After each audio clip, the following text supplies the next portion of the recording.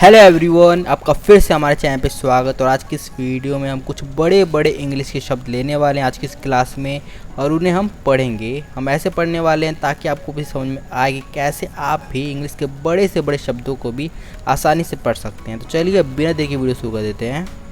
तो देख लीजिए आपके सामने ही हमारे कुछ वर्ड हैं जिसे आज की इस वीडियो में हम पढ़ने वाले हैं। ये 3-4 वर्ड्स हैं जिसे हम आसानी से पढ़ने वाले हैं। तो चलिए वीडियो शुरू कर देते हैं। आपको इस वीडियो से बहुत सारी नॉलेज मिलने वाली है और आपको भी पता चलेगा कि कैसे आप बड़े से बड़े वर्ड को, इंग्लिश के कितना भी बड़ा वर्ड हो उसे आप आसानी से पढ़ सकते हैं। तो पहला वर्ड आपके सामने ही है, तो चलिए शुरू कर देते हैं पढ़ना। तो देखिए एस को क्या पढ़ते हैं, एस को स पढ़ते हैं। एस को हमेशा स पढ़ा जाता है, ज भी पढ़ा जाता है, लेकिन वो एक्सेप्शन है, कम होता है, लेकिन ज़्यादातर स पढ़ा जाता है। तो आपको स याद कर लेना है। उसके बाद एक क्यू, तो क्यू और यू। देखिए आपको अगर क्यू दिख गया ना तो यू दिखना कंफर्म है। बहुत कम वर्ड्स होते हैं जहाँ पे क्यू के बाद यू नहीं दिखता है। होता है कुछ वर्ड्स, ऐसी बात नहीं कि होता ही नहीं है, होता है कि क्यू आपको अकेला भी दिख सकता है और वहाँ पे आप इसे ज पढ़ोगे, लेकिन ज़्यादातर मोस्ट ऑफ द टाइम्स जो क्यू है वो यू के साथ ही आएगा, और इसीलिए यहाँ पे इन दोनों का आवाज़ मिल के बनता है क्वा। तो इसीलिए यहाँ पर भी क्वा बन रहा है। तो एस का मैं स था और क व हमने जोड़ दिया क्वा, स क्वा स क्वा। यहाँ पे एस का पूरा स नहीं, आधा स आएगा, स क व स क व। उसके बाद क्या है, डबल ई है। देखिए डबल ई आपको दिख जाए ना, सिंपल सी बात है, डबल ई को आप पढ़ोगे ई, डबल ई आपको दिखे इसे आप ई की मात्रा ही पढ़ोगे और कुछ नहीं। तो स क और ई की मात्रा जुड़ गई व में, तो बन गया वी, स्क्वी स्क्वी। इतना हो गया ना। और जेड को क्या पढ़ते हैं आप कमेंट बॉक्स में बताइए। वैसे जेड को ज पढ़ा जाता है, तो स क विज, स्क्विज स्क्विज। ऐसे हमने पढ़ लिया ना। इसमें कोई आपको दिक्कत तो नहीं आई ना? दिक्कत आई होगी तो कमेंट में लिख दीजिए, मैं आपको पूरा डिटेल में समझा दूंगा। आपको दिक्कत नहीं आनी चाहिए क्योंकि हम पढ़ा रहे हैं, आपको दिक्कत तो आनी ही नहीं चाहिए। तो उसके बाद क्या है, स क विच। इतना हमारा हो गया था ना, स क विच, ध्यान में रखना, याद रखना।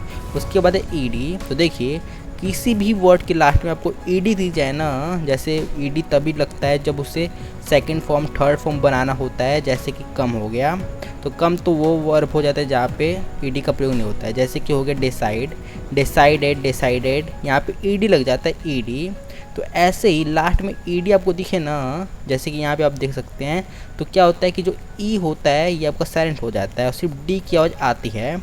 और यहाँ पर बिल्कुल वही हो रहा है, बिल्कुल वही। तो स क वी, इतना मतलब हो गया था स्क्वीज स्क्वीज, और ई की साउंड आएगी है नहीं और डी की आवाज़ सिर्फ आएगी। तो क्या बना, स क विज ड, स्क्विज्ड स्क्विज्ड। ऐसा कुछ साउंड निकल रहा है, डी का यहाँ पे ड साउंड निकल रहा है।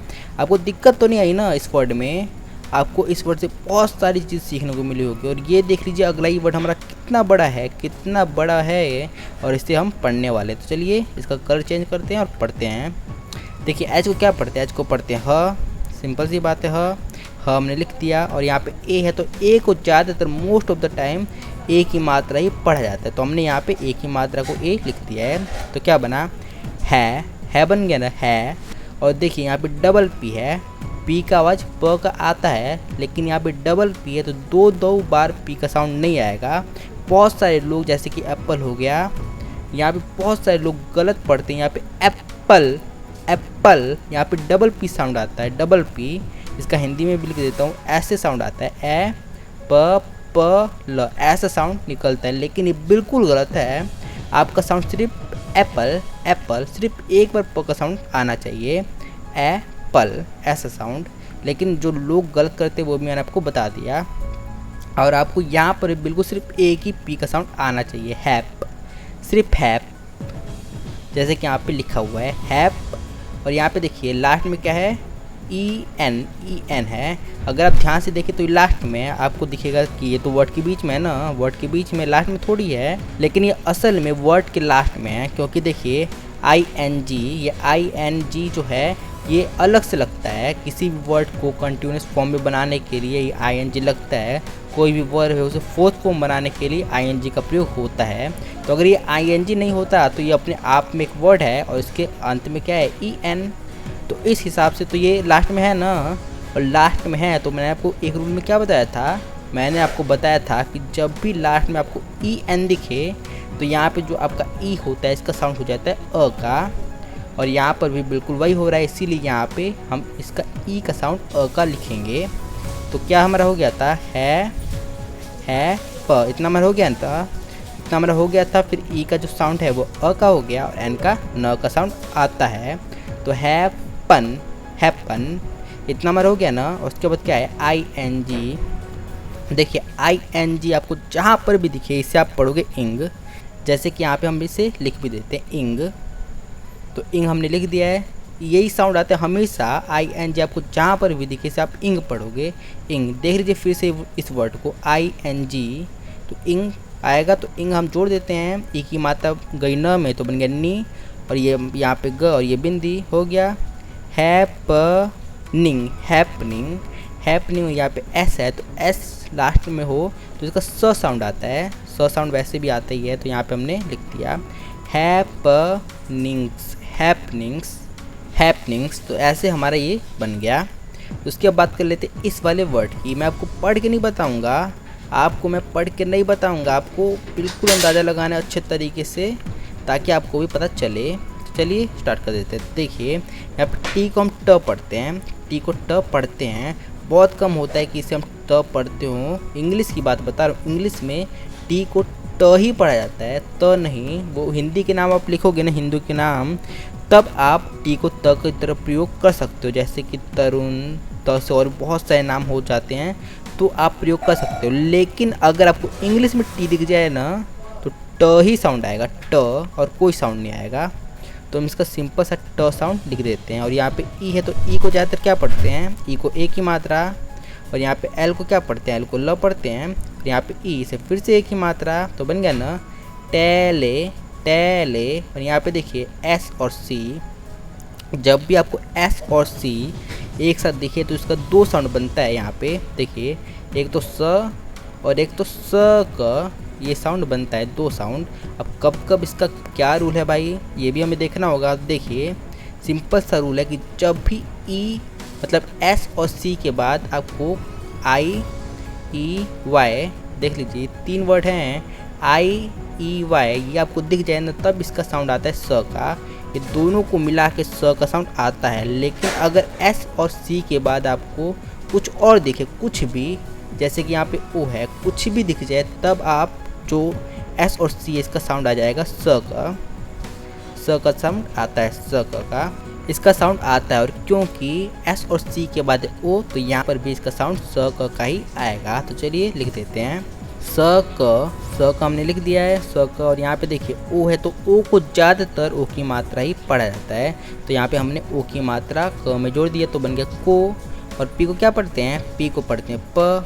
तो यहाँ पे देखिए लास्ट में ई, देखिए इससे मैं लास्ट में क्यों बोल रहा हूँ, आप बोलेंगे कि ये तो एक वर्ड के बाद में ई, लेकिन ये लास्ट में है क्योंकि अगर ये एस नहीं होता ना, एस क्यों लगाया गया है, टेलीस्कोप एक शब्द है, टेलीस्कोप एक चीज़ है, और टेलीस्कोप को बहुत सारे टेलीस्कोप हैं तो वो दिखाने के लिए हम एस लगा देते हैं कि टेलीस्कोप्स, यानी बहुत सारे टेलीस्कोप्स। लेकिन अगर एस नहीं लगे तो फिर भी तो ये एक वर्ड ही है, और उसके अंत में क्या है, ई है, तो इसीलिए यहाँ पे जो ई है ये हमारा साइलेंट है, साइलेंट हो जाता है। कभी भी किसी भी वर्ड के अंत में आपको ई दिखे ना तो ई आपका साइलेंट होता है वहाँ पे, जैसे कि ये टेलीस्कोप शब्द है उसके अंत में ई है तो ये आपका साइलेंट होगा। लेकिन उसके बाद एस लग गया है तो एस की साउंड आएगी, और एस की साउंड क्या आएगी, स की आएगी, तो उसकी स की साउंड आती है। तो क्या बना देख लीजिए, टेलेस्कोपस, टेलीस्कोप्स, टेलीस्कोप्स, तो ये साउंड आ रहा है। तो अब बात कर लेते हैं हम अपने अगले वर्ड की। तो हमारा अगला वर्ड ये रहा आपके सामने, तो चलिए इसे भी हम पढ़ लेते हैं। तो देखिए हम एस और सी, फिर से आ गया एस और सी, यहाँ पे हम इसे क्या पढ़ेंगे, जैसे कि हमने आपको रूल में बता रखा था कि जब भी आपको एस और सी के बाद ई आई वाई ये तीन चीज़ दिखे ना तब आप इसे पढ़ोगे स, दोनों को मिला के स पढ़ोगे। और यहाँ पे क्या हो रहा है, एस और सी के बाद है आई, तो इसीलिए यहाँ पे हम एस और सी को पढ़ेंगे स, सिर्फ स पढ़ेंगे दोनों को मिला के, तो इसलिए हम यहाँ पे लिख देते हैं स। और यहाँ पे आई और ई है, तो देखिए आई और ई, आई और ई एक वर्ड से पहले आए, कोई भी एक लेटर है, ए हो गया, ओ हो गया, कोई भी बी हो गया या फिर एस हो गया या फिर डी हो गया, कोई भी वर्ड, एक वर्ड, सिर्फ एक वर्ड से पहले एक वर्ड के बाद आए ना आई और ई, तब आप आई और ई को आई पढ़ते हो, दोनों को मिला के तब इसे आप आई पढ़ते हो। क्योंकि यहाँ पे एक्सेप्शन हो रहा है, क्योंकि यहाँ पे सिर्फ दो वर्ड हैं, उसके बाद आ रहा है आई और ई, फिर भी आई और ई का साउंड आई आ रहा है। लेकिन अगर आप ध्यान से सुनेंगे ना तो स, इन दोनों का मिला के सिर्फ स का साउंड आ रहा है। और इंग्लिश एक साउंड बेस्ड लैंग्वेज है, साउंड, और यहाँ पे साउंड सिर्फ एक आ रहा है, तो इस हिसाब से ये जो रूल है ये बिल्कुल करेक्ट बैठ रहा है। साउंड क्या है, सिर्फ स का आ रहा है और स के बाद है आई और ई, तो इसलिए आई और ई का साउंड आई आ रहा है, तो इस हिसाब से करेक्ट है। क्योंकि साउंड आ रहा है ना तो बस काफ़ी है, दोनों का अलग अलग नहीं आ रहा, साउंड एक ही आ रहा है स का, तो इसलिए यहाँ पे जो आई और ई है इसका साउंड आ रहा है आई का। तो स और आई लग गया स में तो बन गया साई, साई बन गया ना। और यहाँ पे एस को यानी एन को पढ़ेंगे न, तो क्या बना सा ई न, सा ई न। और यहाँ पे देखिए एस है मतलब सी है, तो सी को यहाँ पे हम क्या पढ़ेंगे, तो पहले हम रूल समझ लेते हैं सी को किस किस प्रकार से पढ़ा जाता है। तो सी को दो प्रकार से पढ़ा जाता है, एक तो स और एक क, दो प्रकार से पढ़ा जाता है। लेकिन जब भी सी के बाद अगर आपको आई ई वाई ये दिख गया ना, ये तीन वर्ड, तीन लेटर्स, तब आप इसे पढ़ोगे स, अगर दिखा तो। और क्योंकि सी के बाद यहाँ पे क्या है, सी के बाद ई है, तो इसीलिए यहाँ पे हम सी को पढ़ेंगे स। तो ऐसे मैं आपको रूल भी बता देता हूँ कि आपको कोई दिक्कत ना है। तो यहाँ पे हम सी का स जोड़ देते हैं, तो क्या बना सा ई न स, साइंस। और देखिए यहाँ पे मैंने आपको बताया था कि जब भी कोई भी वर्ड हो, कोई सा भी वर्ड हो, उसके लास्ट में जो ई आता है ना वो साइलेंट होता है। तो यहाँ पर भी जो हमारा ई है वो साइलेंट है, और पूरा वर्ड क्या बना सा ई न स, साइंस। तो ऐसे आप भी पढ़ सकते हो, इंग्लिश कोई टफ लैंग्वेज नहीं है। आप भी देख सकते हैं कि हमने कितनी आसानी से चार वर्ड्स को कम्प्लीटली पढ़ लिया है। तो अगर आपको वीडियो से इन्फॉर्मेशन मिली हो तो इस वीडियो को लाइक कर दीजिए, ताकि हमें भी मोटिवेशन मिले आपके लिए ऐसे ही मज़ेदार और इन्फॉर्मेशनल वीडियोस और बनाने का। और अगर आप कोई भी किसी भी टॉपिक पे वीडियो बनाना है, आपको कोई भी टॉपिक पे दिक्कत हो, तो आप कमेंट बॉक्स में लिख दीजिए। एक भी कमेंट आया तो उसका समाधान ज़रूर मिलेगा, तो लिख दीजिए ताकि हम भी आपके लिए वीडियोस बना सकें। तो मैं इस वीडियो को पूरी देखने के लिए धन्यवाद।